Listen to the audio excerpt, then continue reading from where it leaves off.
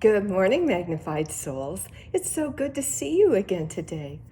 Last night I was awakened. I am often at night. I bet you are too. But last night, my spirit guides wanted to talk to me about mirrors. And what does mirrors, you're asking, I know, what does mirrors have to do with being a magnified soul?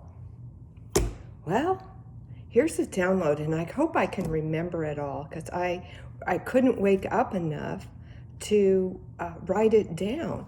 But basically, they told me that we are all mirrors. When I look at you and you look at me, you see yourself.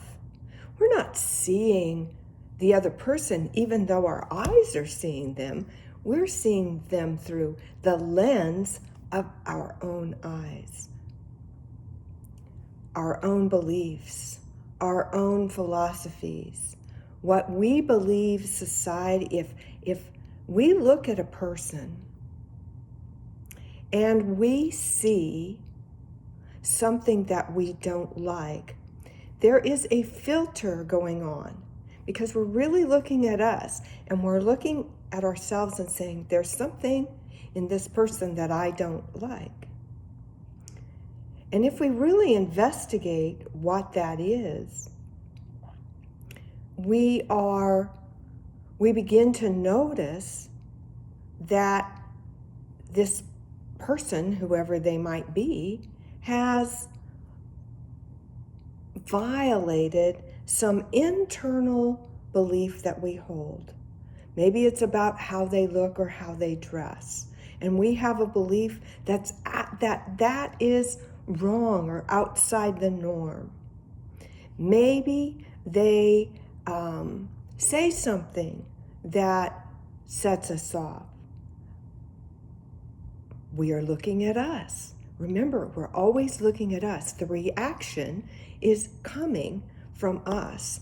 There's a great parable that I absolutely adore, and it goes like this. There was a monk, and he got up one morning and he said, "Oh, I want to meditate in peace, and I don't want anybody to disturb me."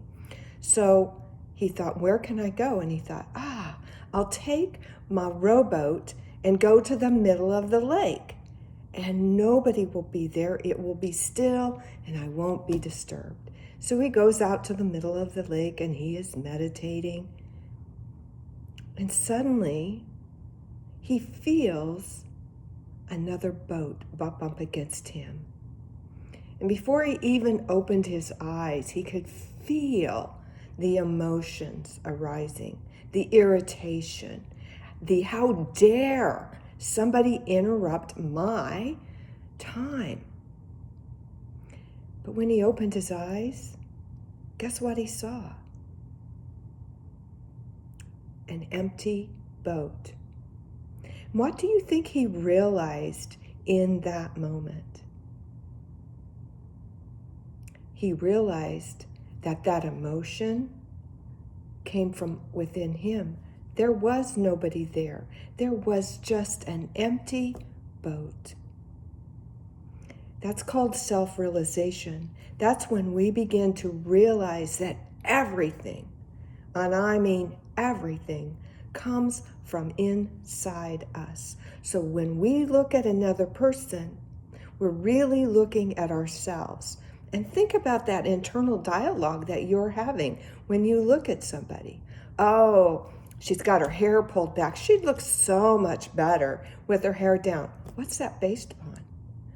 Your internal belief about how somebody would style their hair. We can apply this to literally everything, because when we look at that mirror and it's a reflection of us, we can gain so much information. When you look at yourself in the mirror, what do? Do you look at yourself in the mirror? I encourage you to do this. Look at yourself in the mirror and tell yourself for 1 minute, I love you, and use your name. I love you, Sandra. I love you. and see what happens and see if you can do it. That tells us a lot about our internal dialogue. And when we look at another person, we're having that same internal dialogue. We're seeing things about them that we don't like about ourselves. So we see somebody and you say, I don't like the way they speak. They don't dress right. That's not a good color for them. These are all things that are based upon our own interpretation of that person. But do we really know anything about that person in reality? Anything. You know nothing about me. You don't know my experiences or what I've been through. And there are probably people out there that say, oh, look at her. She's not been through anything. But what I can tell you is I have been through everything that you can probably think of, more than most. And from that, I have learned a lot. I've learned so many lessons. And that's what the mirror does. When we look at that person through our lens, we're comparing them, we're judging them, but in reality, we're comparing them to us and we're judging ourselves. Does that make any sense? It makes so much sense to me, because when I am judging another person, I'm really looking and judging. I would never do that. I wouldn't say those things. And that's our lesson. What does that teach us? It tells us to go within. Why don't we like what that person has said? What is it rubbing up against? What belief is it rubbing up against? Because when we're judging somebody, when we're the magnet, that judgment pushes them away. And it pushes ourselves away, because really, everybody we are all one. We come from the same place. And so here we are just judging ourselves. And until we can let go of those judgments and just be accepting, again, it goes back to that resistance. Judgment is resistance. It says, I don't like this, and we're pushing it away, right? We got to get rid of that resistance in order to draw the things to us that we really want.